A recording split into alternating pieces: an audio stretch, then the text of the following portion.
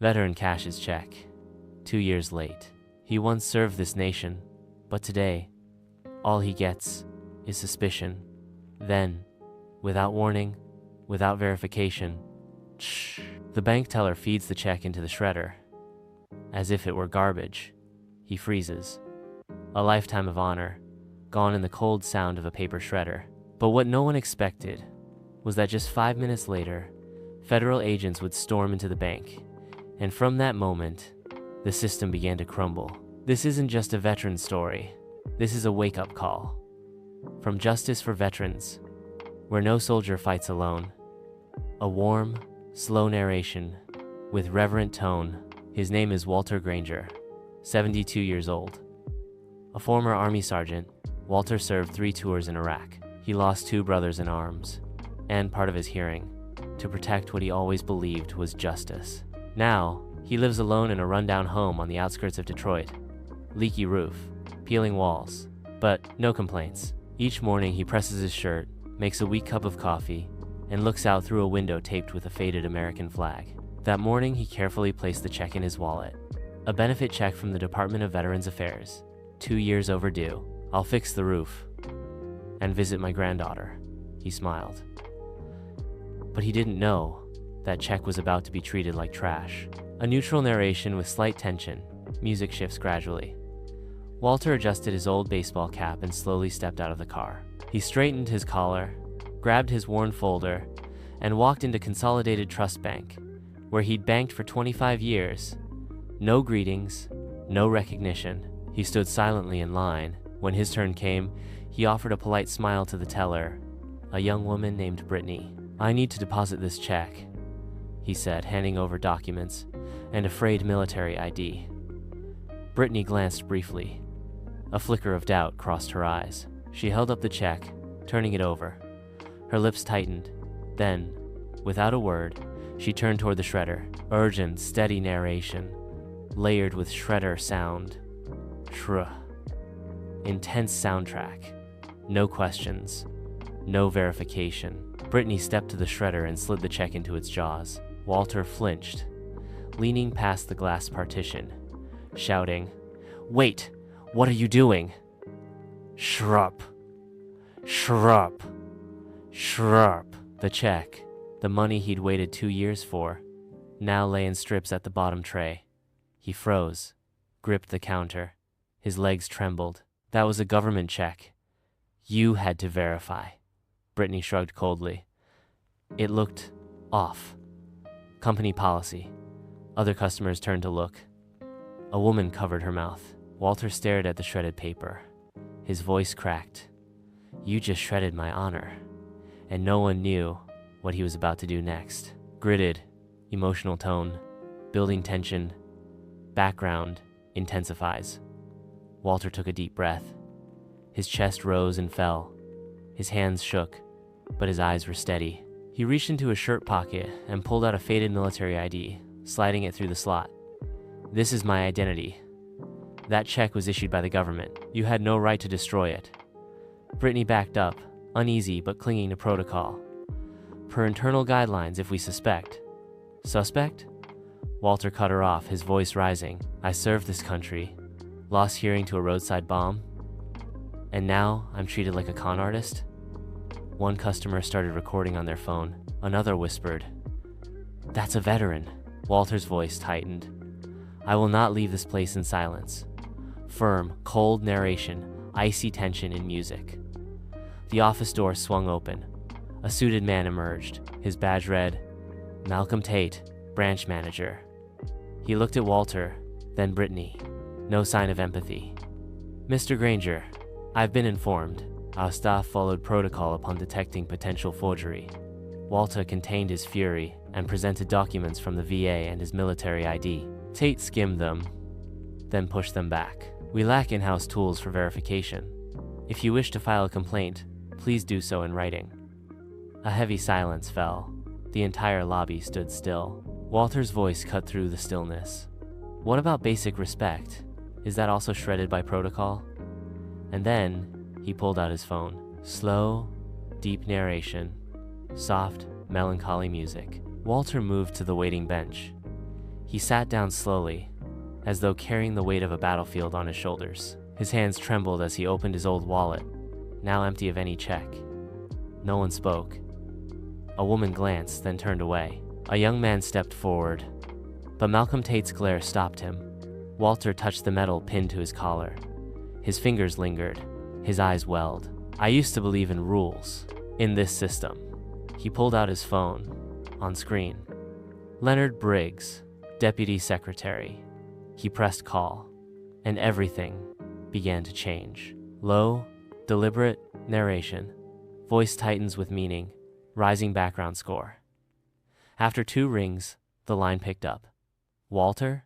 A calm but authoritative voice. Hi, Len.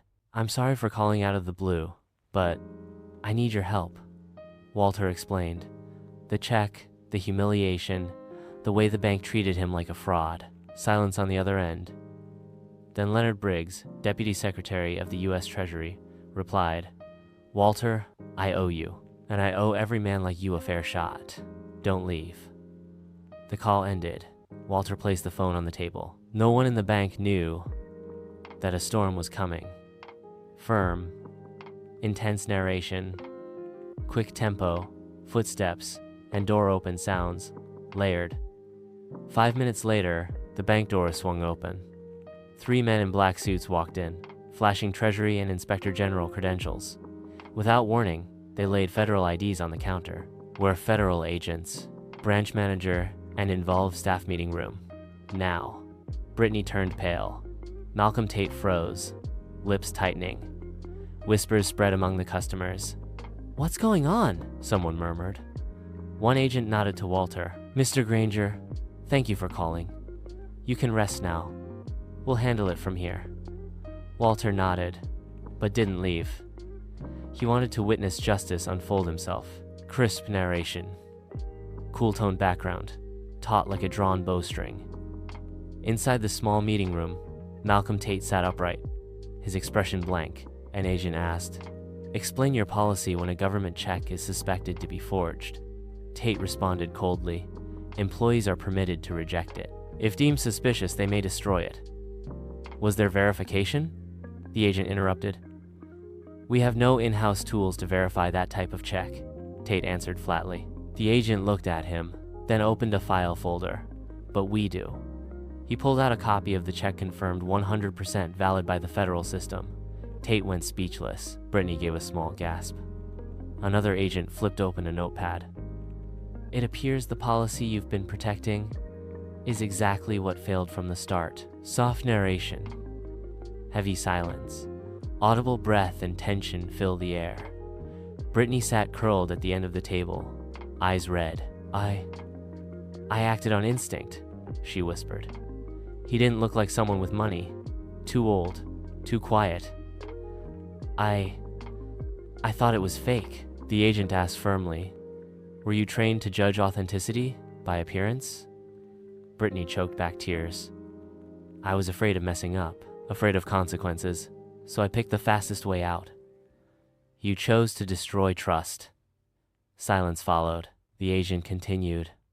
The fall of a system doesn't come from a single failure. It comes from small nods, just like that. Brittany lowered her head.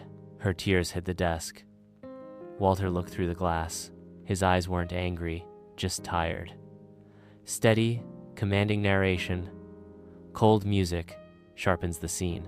A black SUV pulled up in front of the bank. A woman in a blue blazer stepped in.